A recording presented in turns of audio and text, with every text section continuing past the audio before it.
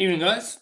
So finally ready to get started putting some decals on this race car body here.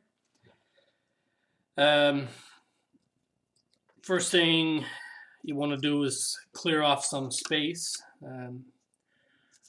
I could clear it off a bit better than what I have actually, but should be fine. I also use this old cloth. Um, you don't want to do it on something hard because you're going to be moving the body around. You don't want to scratch the paint. And also, it's nice to have something that's a bit absorbent. So when you take your decals out of the water, you can lay them on this to let them soak a little bit before you start moving the decal off the paper. Um, like I said, I use an old cloth, but you can use an old piece of towel or a paper towel or anything. So one thing you want to do is, particularly if it's a race car like this and you have a lot of decals, you want to put some thought into how you're actually going to do the decals. Um, Myself, I usually like to start on the sides first, um, and then do the front, back, and top last. Again, no particular reason, it's just the way that I like to do it. Now, this decal set does come with a couple of notes. Tells you to apply number 8, number 13, and 14 first, and when they're dry, then apply 15, 16, and 36. There's a few things there that I don't really understand. Um, Decal number 36 is this large Home Depot decal. What that has to do with anything, I have no idea. And the other decal that they're talking about is the wraparound on the rear bumper. That's mentioned in this note. Again, I don't understand what the reasoning is, why there's any sequence to that. I think it's just an error in the instructions. The other one is valid. 13 is the part that goes around the side rear window. And 15 is the large decal on the side with the number. So you do need to pay attention to that. So you do need to follow instructions. You need to do 13 first, let that dry, then do the 20 on the side. So yeah, so depending on your kit, do a little planning ahead of time. And then once you decide the sequence of your decals, then you can just go ahead and start. So I'm going to start with number 13, just as the instructions suggest. So I will cut that out. Again, I use scissors. You can use a hobby knife or whatever. If you're using scissors, though, try to use really fine scissors. If you use bigger ones like this, it's hard to see what you're doing, especially when you're trying to cut close to the edges of the decals. So just let me cut this out and I'll be right back. Okay, guys, so I have the decal cut out to go around the window. Depending on where the decal is going to be placed, I'll try to cut away as much of the carrier film as possible. You can kind of see it there along the edge there. I cut away almost all of the carrier film just because of where it's going to go. Sometimes you can leave that on there, but if your decals are going to silver, usually that's where you'll notice the silvering is on that carrier film. So let's go ahead and put this in the water, and fingers crossed that these decals are still good.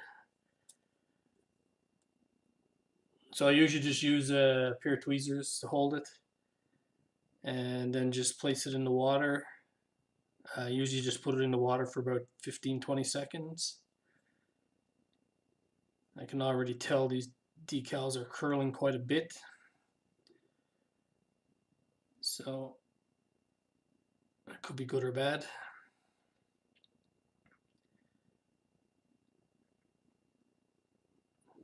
So after I put it in the water, I'll just put it on the cloth and let it dry. One thing you can also notice on here, you can especially notice it now that it's been in the water, you can really see the decal compared to the paper. But you can see right here how thin that is.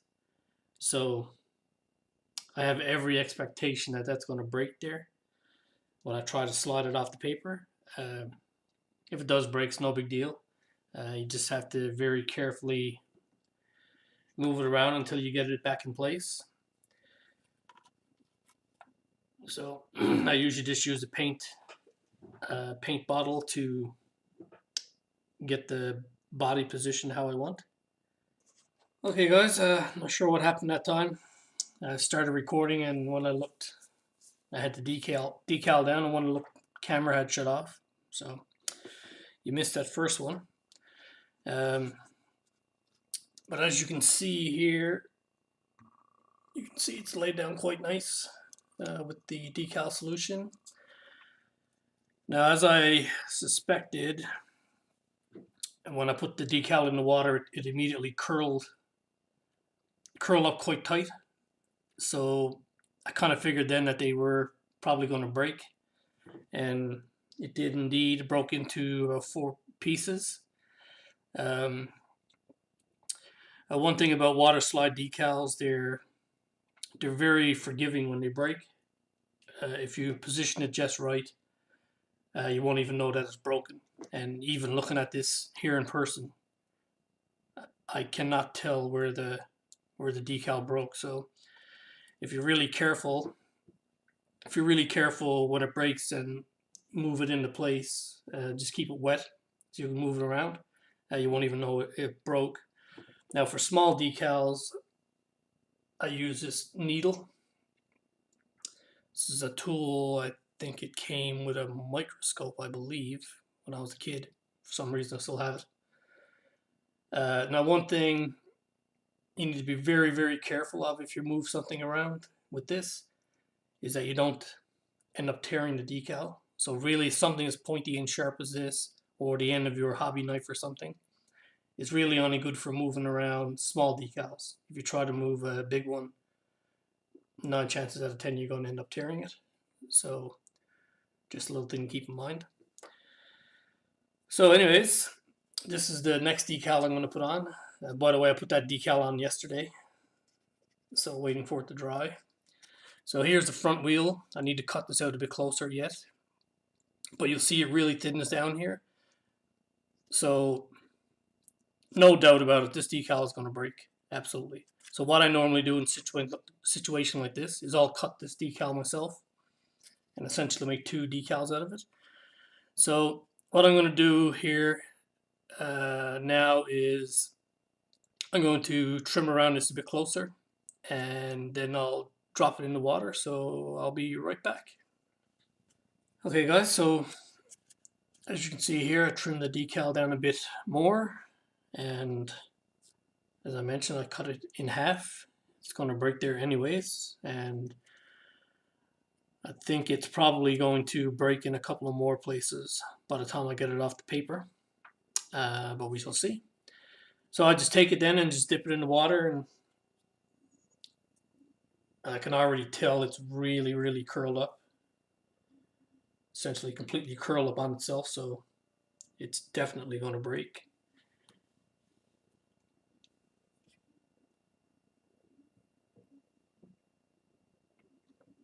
Okay, but anyways, while that's happening, soaking, I take my micro set,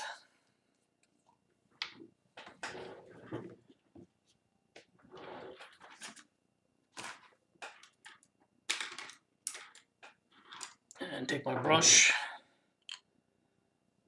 and just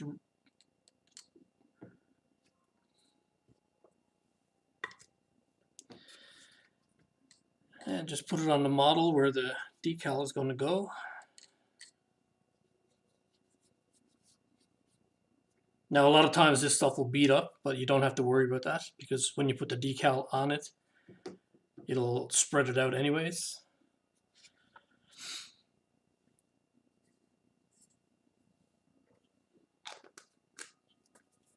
always put the cap back on because I've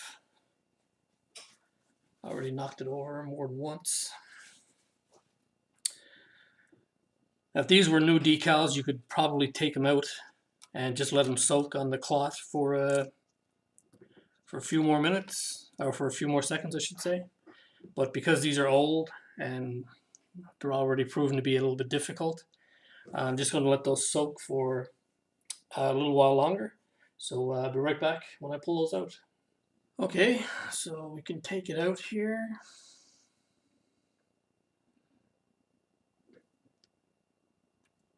So you can see there actually how much it curled up. So I'm just going to leave that there and let it soak for a little bit longer. This is the small piece for the front that I took off and that I cut from the main one. So this is sliding already now, so I can put this one in place first.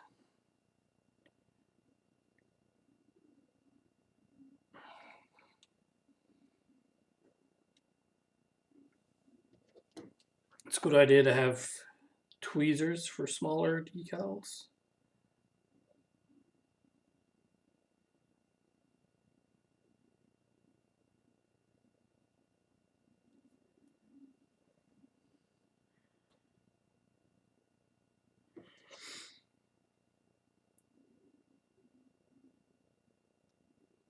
And as I thought, it broke again anyways, but that's no big deal. So here's where your little pointy tool comes in handy, trying to piece these back together.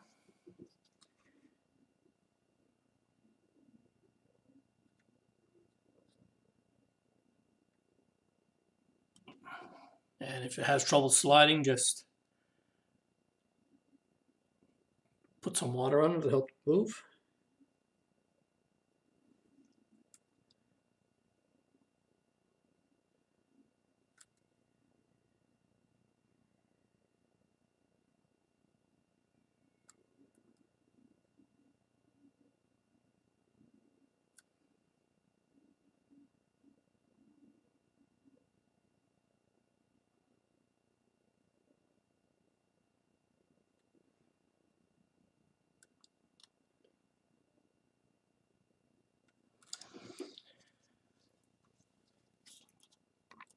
So if you can see there, you can't even really tell where the break is anymore. Now, of course, it's going to be moved around again when I put the bigger one on, but I don't know how many pieces this one is going to go into. If we're lucky, it might come off in one piece, but I doubt it.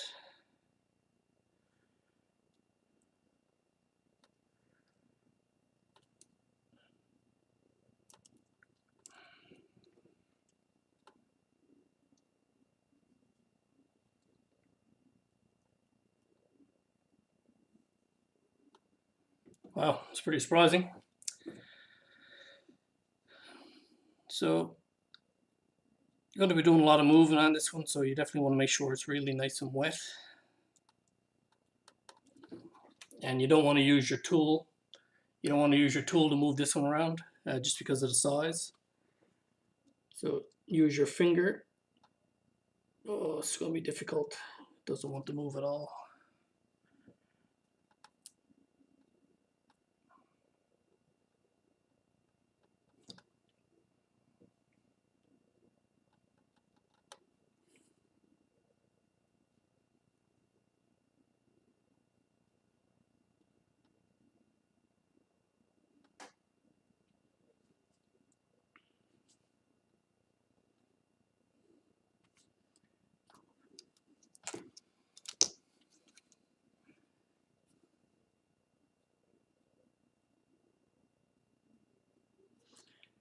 So you just have to gently and slowly, see it broke that time.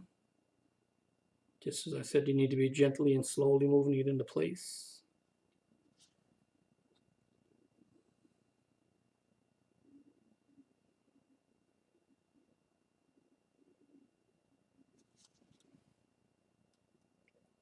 So if these were newer decals, you probably would not likely be having these problems. Although you can, but chances are less.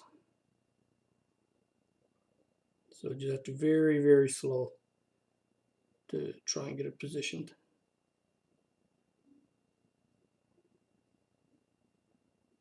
Now this one is jagged, so it's going to be a bit harder to make it not noticeable.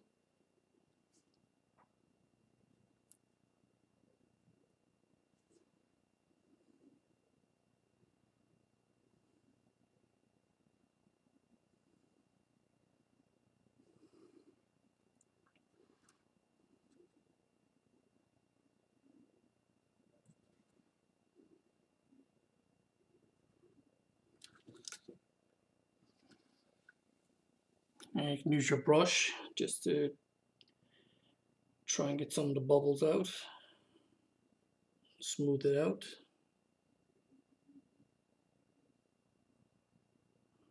Get rid of some of the wrinkles.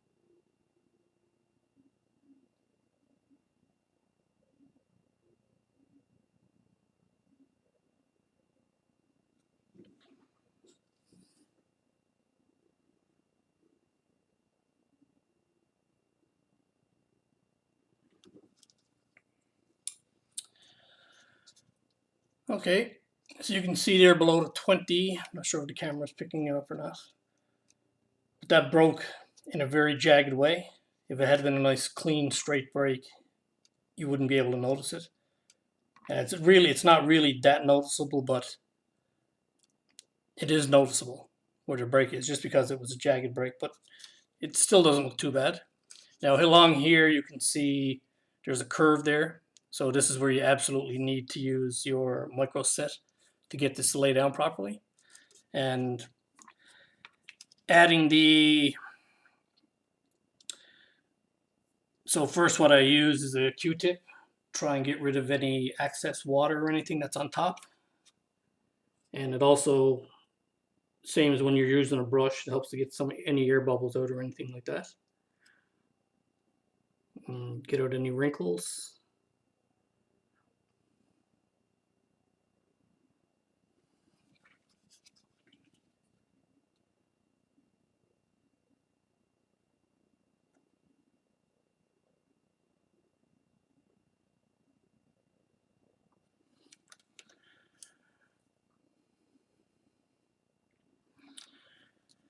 So it just takes, like I said, it just takes patience and taking your time. It's the biggest thing.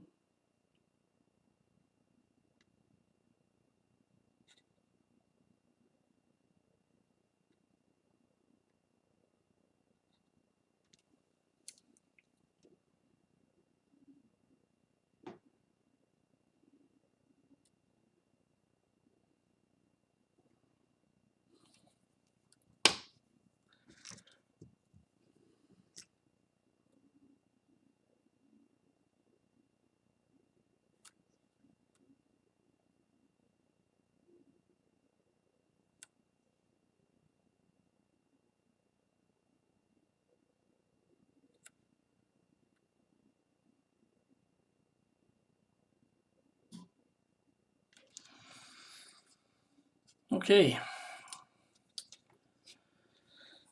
So then we just take the microsol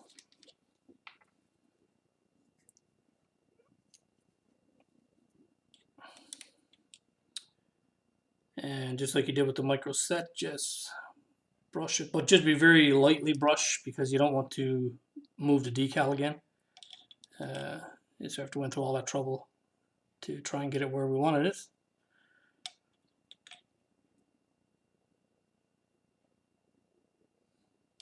So just be very gentle with the brush. You can see their piece just moved, which I'll fix now in a minute.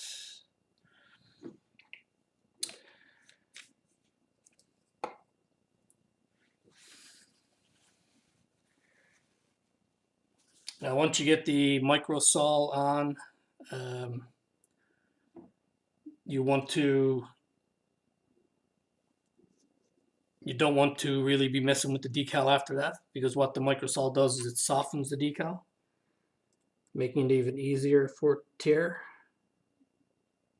So you may have to make some small adjustments like this, but I will try and keep it to a minimal at this point.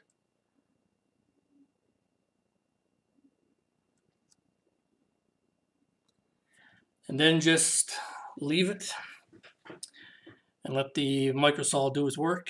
It might look like the decal and stuff is wrinkling in that just after you apply it, but that's what you want to happen. So that should hopefully just smooth itself out after it dries. And you may have to do multiple coats of this microsol, especially in areas like around here. I'm pretty sure I'll have to come back and touch it up there again, but we shall see. So I'll let this dry, and once it's dry and ready to go, I'll come back and we'll move on with the decal.